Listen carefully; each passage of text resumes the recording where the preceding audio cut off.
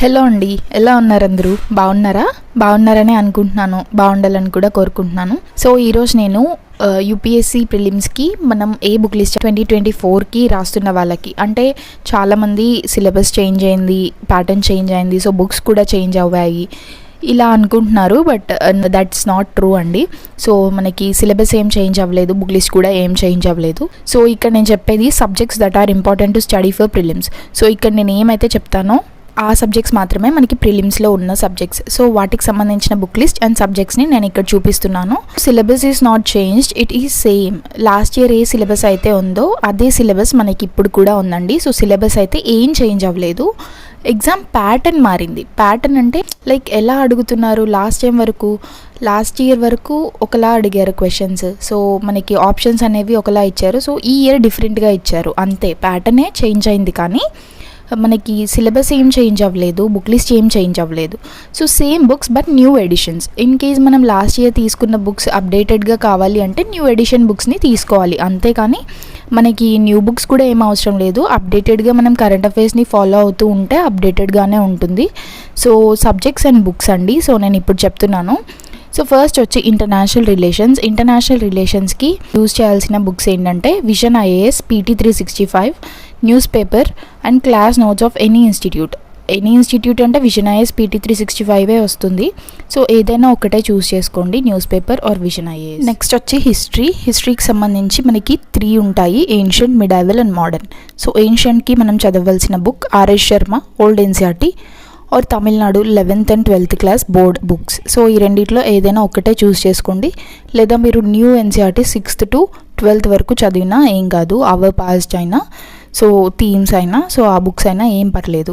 కానీ ఆ మూడిట్లో ఏదైనా ఒకటి మాత్రమే చూస్ చేసుకోండి. సెకండ్ వన్ వచ్చి మిడైవల్లో ఏంటి అంటే సతీష్ చంద్ర, అది కూడా ఓల్డ్ NCERT లేదా తమిళనాడు బోర్డ్ బుక్స్. సో లేదంటే చెప్పినట్టే న్యూ NCERTs ఇందులోనే ఉంటాయి. సో థర్డ్ వన్ వచ్చి మోడర్న్ హిస్టరీకి మనం అందరం యూజ్ చేసేది, టాపర్స్ రికమెండ్ చేసేది spectrum. So spectrum is more than enough for modern history. So మనకి ఇక్కడ గమనించాల్సింది ఏంటి అంటే మనకి హిస్టరీలో వరల్డ్ హిస్టరీ లేదు ప్రిలిమ్స్కి. సో వరల్డ్ హిస్టరీ అనేది మనం చదవాల్సిన అవసరం లేదు. సో థర్డ్ వన్ వచ్చి ఇండియన్ జాగ్రఫీకి 11th and 12th class NCERTs. So అవి main important. 11th class NCERTs అయితే చాలా ఇంపార్టెంట్. సో ఇవి రెండు ఉంటాయి, 11th 2, 12th 2. దాంతోపాటు GC లియాంగ్ అనేది కూడా మనకి బేసిక్ కాన్సెప్ట్ని బిల్డ్ చేసుకోవడానికే. సో NCERTsే మెయిన్ రోల్ అనమాట జాగ్రఫీకి. వాటితో పాటు మనకి atlas important. So map reading చేయాలి కాబట్టి అట్లాస్ అనేది చాలా ఇంపార్టెంట్. దాంతోపాటు ప్రాక్టీస్ మ్యాప్స్ అండి. సో మనం ఏవైతే చేస్తామో అవి మ్యాప్స్, మీరు ప్రాక్టీస్ మ్యాప్స్ కొనుక్కొని పాయింటింగ్ చేయండి, మ్యాప్ పాయింటింగ్. సో అది ప్రాక్టీస్ చేస్తే మనకి ఆటోమేటిక్గా వస్తుంది. అండ్ డ్రాయింగ్ కూడా చేయండి, మ్యాప్ నేర్చుకోండి, ఇండియా మ్యాప్ ఎలా వేయాలి అని. సో మనకి మెయిన్స్ ఆన్సర్ రైటింగ్లో హెల్ప్ అవుతుంది. అండ్ ఇంకా కరెంట్ అఫైర్స్ అనమాట, జాగ్రఫీకి సంబంధించి కరెంట్ అఫైర్స్ వస్తే అవి. And fourth one world geography. So world జాగ్రఫీకి vision IAS class notes more than enough. So world geography అంటే ఇక map pointing important, current affairs అయితే mainly important. So vision IAS class notes అయితే తీసుకోండి, PT 365 ఉంటుంది కదా, సో అలాగా. Next వచ్చి ఇండియన్ పాలిటీ. సో ఇండియన్ పాలిటీకి అందరికీ తెలుసు M. Laxmikanth. So M. Laxmikanth is the most important అనమాట ఇండియన్ పాలిటీకి. సో అది M. Laxmikanth 11th class NCERT current affairs. So M. Laxmikanth చదివే ముందు మీకు అసలు లక్ష్మీకాంత్లో ఏముంది, అసలు ఏంటి కాన్స్టిట్యూషన్ అంటే, పాలిటీ అంటే ఏంటి తెలియడానికి 11th క్లాస్ NCERT చదివితే సరిపోతుంది. దాంతోపాటు డైలీ కరెంట్ అఫైర్స్ అనమాట. అండ్ సిక్స్త్ వన్ వచ్చి గవర్నెన్స్. సో గవర్నెన్స్కి కూడా M. లక్ష్మీకాంతే, గవర్నెన్స్కి కూడా అదే ఉంటుంది. And current affairs. So current affairs portion నుంచే మనకి ఎక్కువ వస్తాయి. And M. Laxmikanth is more than enough, there is no separate book for governance. So I'm not using any book అండి. గవర్నెన్స్కి నేను సపరేట్గా ఏం బుక్ యూజ్ చేయట్లేదు. యాక్చువల్లీ తీసుకున్నాను కానీ చదవట్లేదు.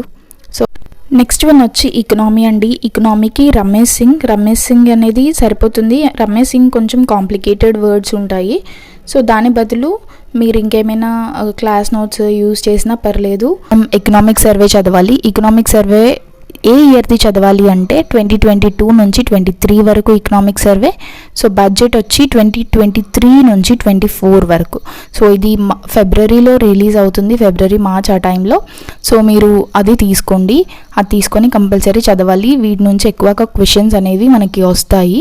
సో నెక్స్ట్ వచ్చి కరెంట్ అఫైర్స్ అనేది కంపల్సరీ అప్డేటెడ్గా ఉంచుకుంటూనే ఉండాలి. ఎకనామీకి చాలా ఇంపార్టెంట్ కరెంట్ అఫైర్స్ అనేది. సో నెక్స్ట్ 8th వన్ వచ్చి మనకి ఎన్వైరన్మెంట్కి శంకర్ ఐఏఎస్ బుక్ అనేది మనకి చాలు సరిపోతుంది. అందులో కూడా selective topics and next current affairs or vision IAS PT 365. So మీరు శంకర్ ఐఏఎస్ చదువుతుంటే మాత్రానికి అందులో సెలెక్టివ్ టాపిక్సే చదవాలి. సో నేను నెక్స్ట్ వీడియోలో కంపల్సరీ చెప్తానండి. సో నేను మర్చిపోతున్నాను, యాక్చువల్లీ వీడియో చేయమని చాలామంది అడిగారు సెలెక్టివ్ టాపిక్స్ పైన.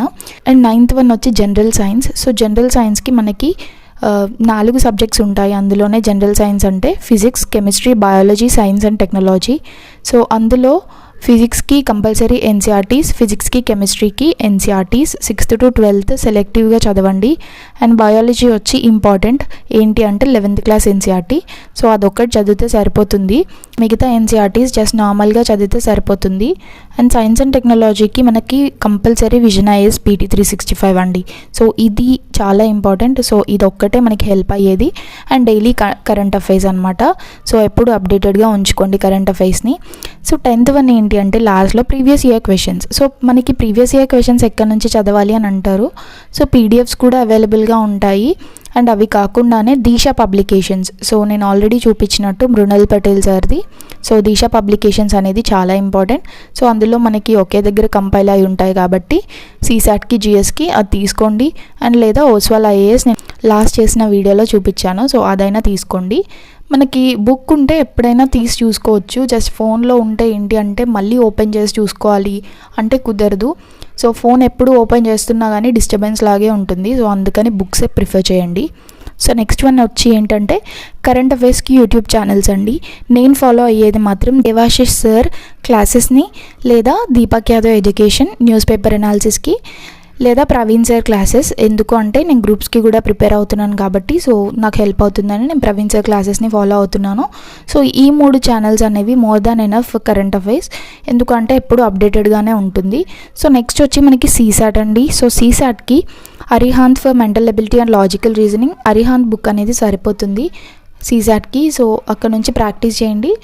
And previous year questions. So previous year questions నుంచే మనం చాలా నేర్చుకుంటామండి. నేను ఇంతవరకు అయితే ఏ బుక్ తీసుకోలేదు CSATకి except Disha publications previous year questions తప్ప.